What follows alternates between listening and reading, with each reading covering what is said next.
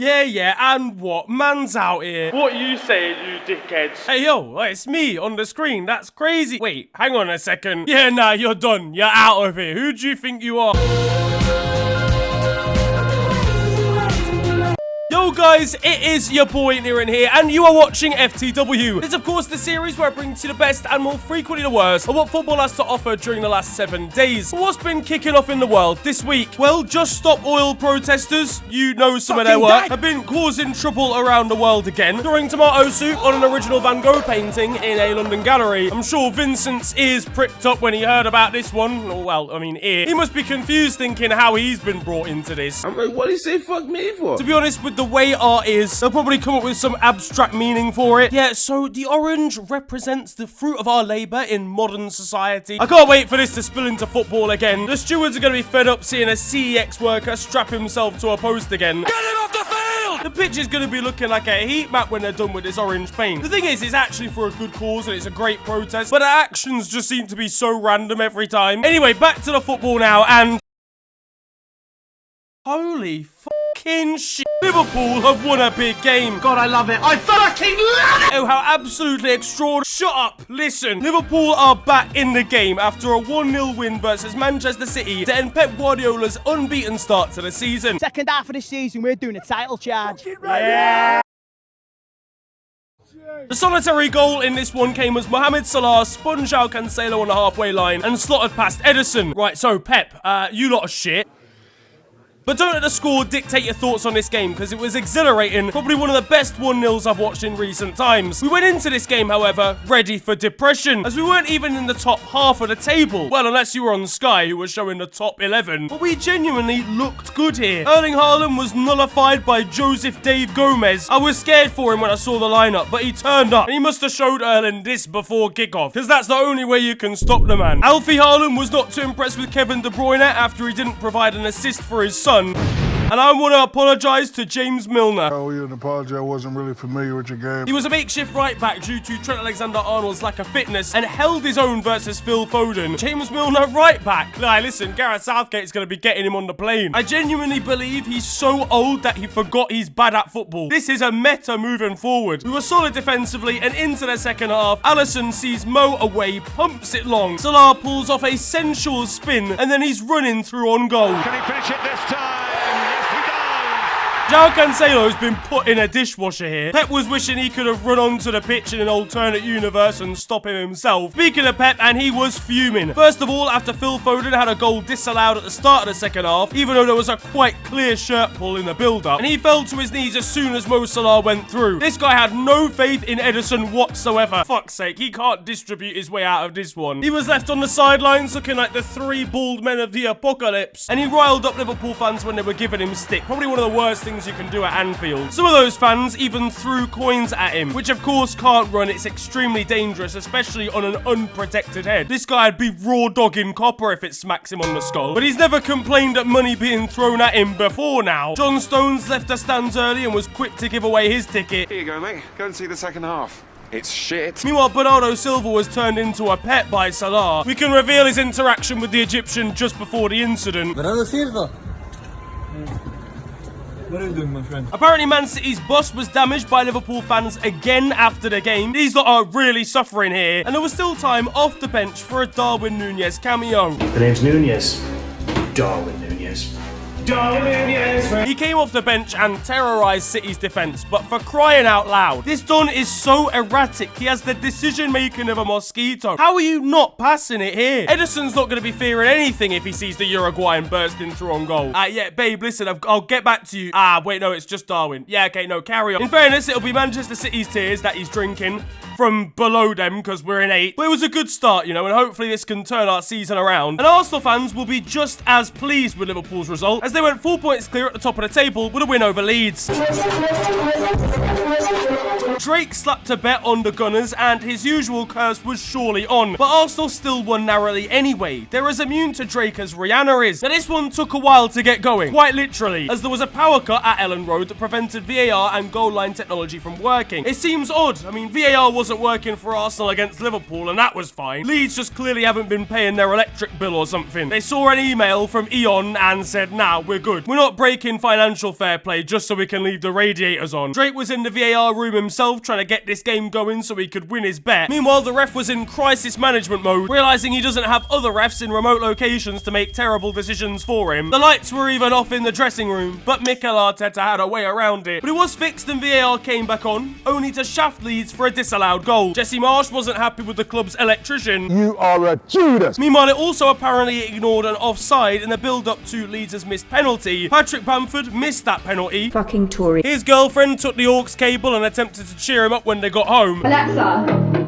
play Dumb Boy Pagan by Jay Haas. Meanwhile, he was caught trying to win another penalty off Gabriel later on in the game, and it was pretty much disgraceful. Now, there was huge stuff in the world of individual football accolades this week, as Karim Benzema was announced as the winner of the Ballon D'Or for 2022. This guy came dripped out, you know. He has an Instagram montage to make, and he's not here to play games. He came in the style of Tupac, who wore a very similar outfit back in the day. Thankfully, Karim is known for a different type of shooting. Oh god, Tupac, please forgive me. iShowSpeed's reaction to Karim winning the Ballon d'Or was priceless. Who won the Dior this year? If it's not Ronaldo, I'ma be pissed off. No fucking way. Benzema won the Dior. Are you fucking serious? Benjamin Franklin won the Dior. And Lionel Messi and Cristiano Ronaldo were not too pleased either.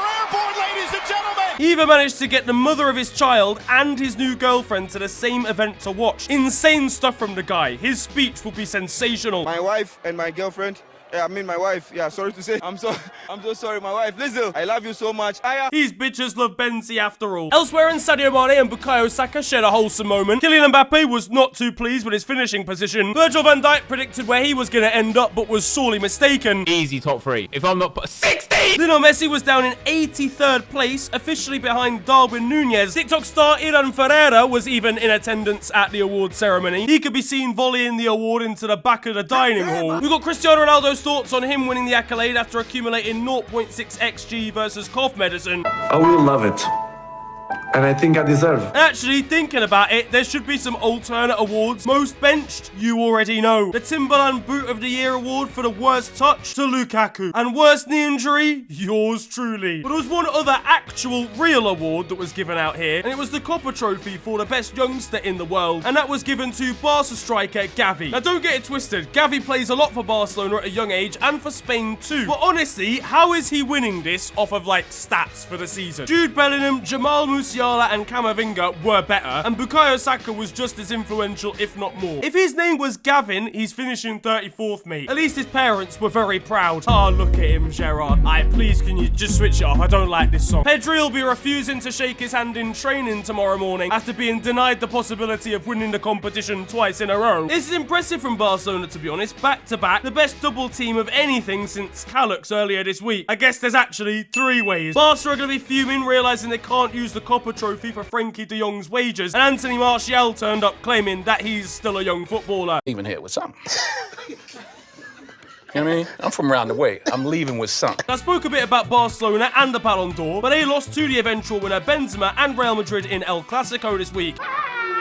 Going into this one, and Drake announced that he would be sponsoring Barca for this match alone, with the OVO logo appearing for one time only instead of the Spotify one. It's a wavy collaboration in a way, but it was destined for failure, let's be honest with you. Their walkout tune was not great for this one. Say that you a lesbian, girl, me too. Meanwhile, Gerard Piqué will be fuming if there's a Shakira collab in future. And obviously, he put a bet on it too. Now, Arsenal did the business, but Barcelona let him down, and he wasn't too pleased in his bank balance after this match. Seriously? $2.5 grand. He was going in at half-time trying to improve morale in the changing rooms. Do you want me to rap anyone? Lift the mood a bit. No, we don't. But by full-time, and he's just ripping those shirts off these Barca players. They don't deserve it. I like the idea, honestly, and it's a cool collab. I love it when music and football collides, but honestly, never mind. And Real Madrid winger Rodrigo posted this picture after scoring on Instagram with the caption, God's Plan, a song by Drake. Listen, it's a shithousery award for the Brazilian. Now, Xavi entered El Clasico in a slightly different way, saying that this fixture texture gets him horny. He must have an embarrassment kink then. Though judging from this freeze frame, and it looks like Karim Benzema agrees with him. United faced off against Cypriot side Omonia in the Europa League last Thursday and needed a last-minute strike from Scott McTominay to take victory. In fairness, there was an unreal performance from Omonia's Nigerian goalkeeper Francis Uzoho, who is a lifelong United fan and was very wholesome after the game. You're a big Manchester United fan as well. Yeah. It's a dream come true for me. I have dreamed to play here for a long time. So when I saw the draw and I figured that I would be playing in Old Trafford, I prayed to God to get an opportunity to play. Is that the best performance of your career?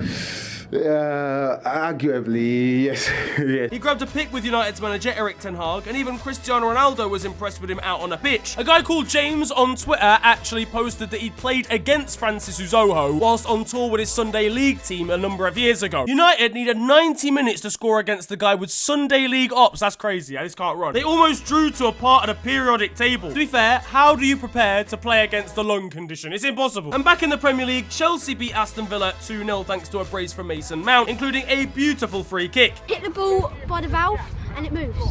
So what do you do? The first goal, however, down to a horror mistake from Tyrone Mings, and I think he knew what he'd done straight off the bat. Meanwhile, there was a sensational performance from Kepa Arrizabalaga, including a triple save. Graham Potter has actually applied magic to this guy. To be honest, Kepa's name sounds like a spell, doesn't it? Arrizabalaga! And Edouard Mendy is going to be disappointed finding out he's not Chelsea's #1 anymore. Oh, you motherfuckers. Okay, you think you can do this to me? There were rumoured repercussions as well after this one for Steven Gerrard, as he'd apparently been sacked without knowing. After Tyrone Mings' mistake, I can't imagine his reaction when he's asked to do any defending whatsoever. I don't know what the fuck to do! I don't know what to do! He's already at his boss's managerial funeral. But look what's happened to Gerrard. This is what I do to rivals. I put my rivals in the ground. Well, listen, Stephen, if I'm you, I'm not giving up on this one lightly. And security will be tracking him down when he illegally tries to re-enter the Aston Villa training ground after receiving his P45. You're gonna get the chopper on you, lad. Get the tunes on, someone get the tunes. Calm down, hit the right lane, slow down, slow right down, hit the left.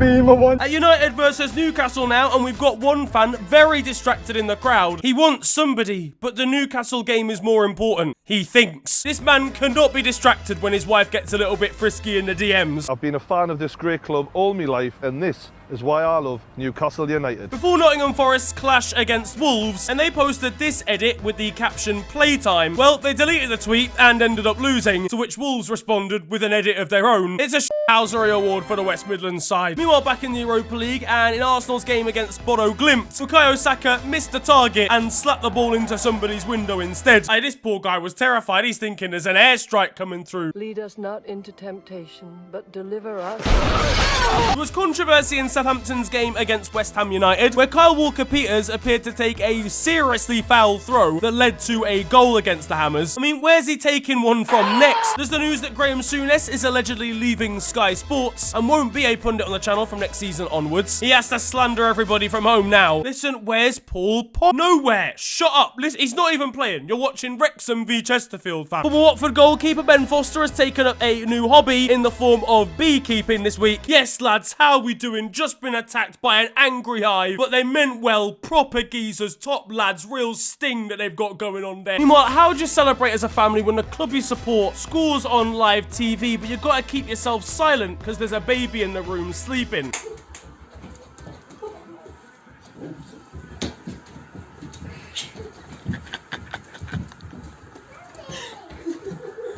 Yeah, this is how. Over in Germany and at Borussia Dortmund, Gregor Kobel, their Swiss goalkeeper, had an absolute nightmare this week. This guy just stopped responding, honestly. Not the greatest way to lose against Union Berlin. Meanwhile, their local rivals Schalke are celebrating, and in particular, their famous fan who's known for balancing multiple drinks on his head. And listen, he's getting techie with it now. Pepsi have brought out a new football-related ad, including Lionel Messi, Paul Pogba, and Ronaldinho, but they take on the streets to win a nutmeg crown. And honestly, it just reminds me of those old school football ads. I don't even have anything funny to say. It's just genuinely really good. Flipping heck, I can't get away from him even here. In Atletico Madrid's game against Athletic Club, and there was clearly something interesting going on this phone on the bench.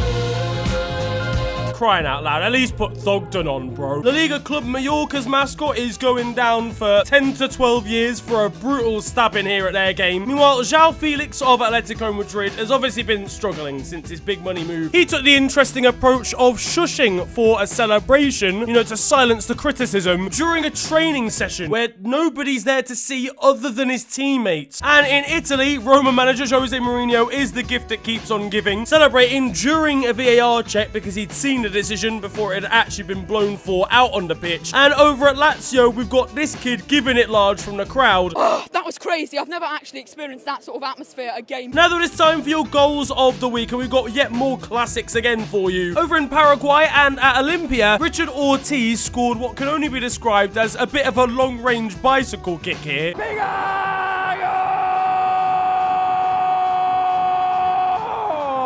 Speaking of long range, and Matt Todd capitalised for Dunfermline, spotting a goalkeeper off his line after making a clearance.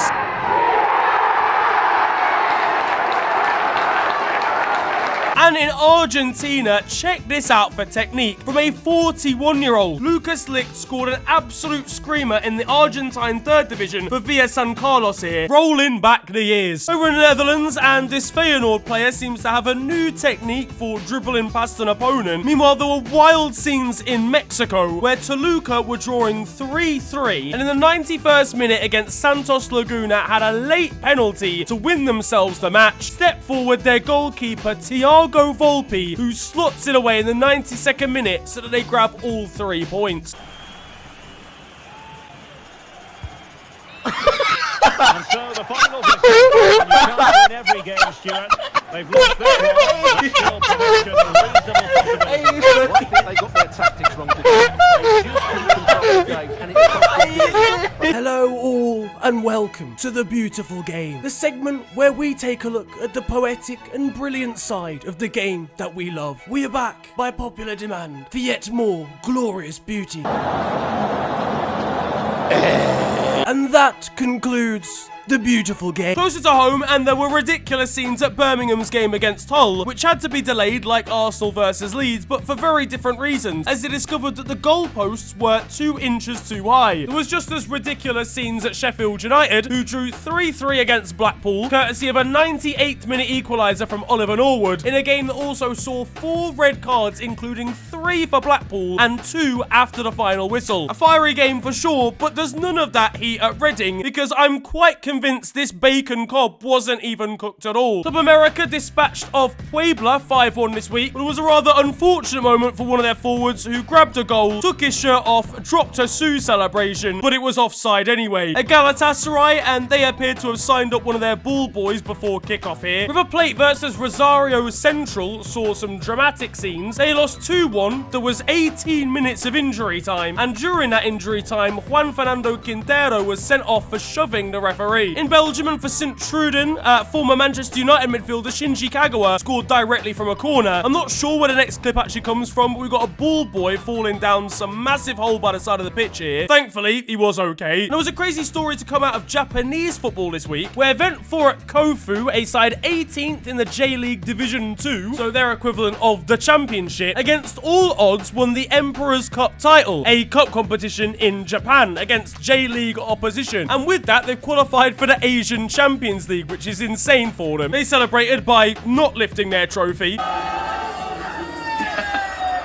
And there was even an old fan in the crowd, which was extremely wholesome, given he's probably not seen scenes like this for his club in his lifetime. And honestly, it's really nice of them to invite the guy from Squid Game out there. The Bolivian Super Classico adds yet more drama to this episode. There's been some weird games this week, as Bolivar drew 4-4 with the strongest. I mean, 4-4 is already ridiculous. There was 3 goals in extra time, including a last-minute penalty in the 20th minute of injury time. This one also saw 5 red cards, all after the 90th minute. I guess 90 plus 21 was Chico's time. In Peru, and we've got a goalkeeper chest controlling the ball into his own net. Not entirely sure what he was thinking here. The United Arab Emirates, and we've got a unfortunate challenge coming in. And there's more violence in the A-League between Newcastle Jets and Perth Glory. In Mexico, I think at Club Leon, but I don't know for sure, we've got a fan just launching himself out of the stands here. Thankfully he's alright and climbed back out. But how did this even happen? Where did he even come from?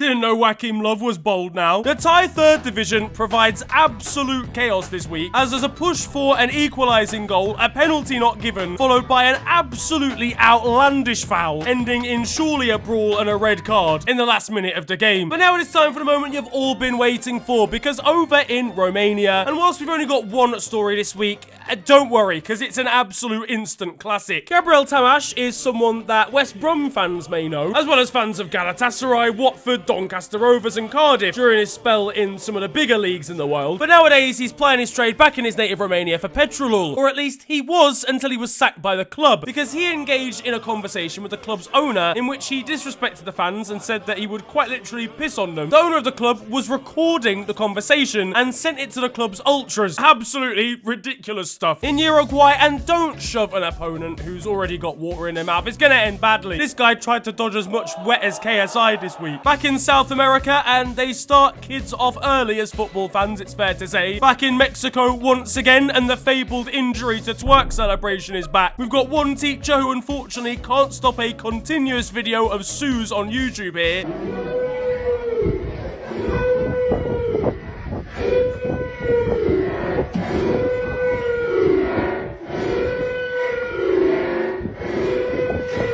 Once again, we've got an FTW debutant in the form of Oman, a nation never seen before in this series, and they're being seen for the wrong reasons here with this goalkeeping howler. In Israel, and we've got one hell of a catch after this aerial duel, and some male bonding going on afterwards. One footballer in Japan pretended to ignore one of his mates who was playing for an opposition side, to a point where I actually was concerned he was never going to respond to him. In Brazil and at Santos, we've got a referee at the last moment deciding to do a VAR check, as a Santos player is running up to take a penalty and slot it in.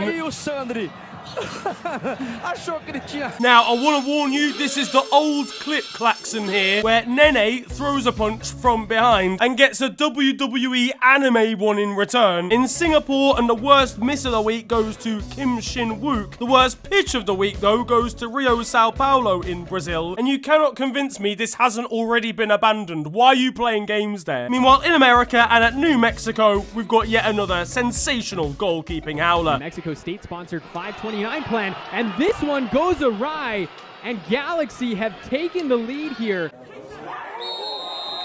Now that it's time for still 0-0, and you guys know the score by now, this is a segment of the show where it brings you the best of Sunday League and amateur football. And for once, there is actual ability going on in this segment. Because with a goal, in fairness, empty, a sensational finish is still required here with a goalkeeper out of his goal. Step forward, this done with a sweetly hit volley. On to the weird stuff though now. Over in Sweden, and shout out to these two loyal Skövde fans who have taken the journey away to travel to IK Braga. They are the only two away fans in the entire stadium and brought massive flags with them as well. This is sensational support. In the J-League, and their Twitter account has some interesting priorities. They've been missing out on a lot of important updates recently over on socials, but what they do is update fans on hair color changes. And finally, remember Raja Nainggolan, that Belgian spiky-headed midfielder that always had 80 on like everything on FIFA? Well, he's back in his native Belgium now, playing for Royal Antwerp, although not for much longer, after he was pictured on the bench against Standard Liège smoking, which I can imagine is not the greatest preparation as a substitute. That, though, is going to wrap up football this week, and I hope you have enjoyed it. If you have, then feel free to slap a like on the video, and of course, subscribe if you're new to the channel. You can also follow me on social media. It is at @theofficialfng on Twitter and on Insta. But it's been a pleasure ranting at you guys today.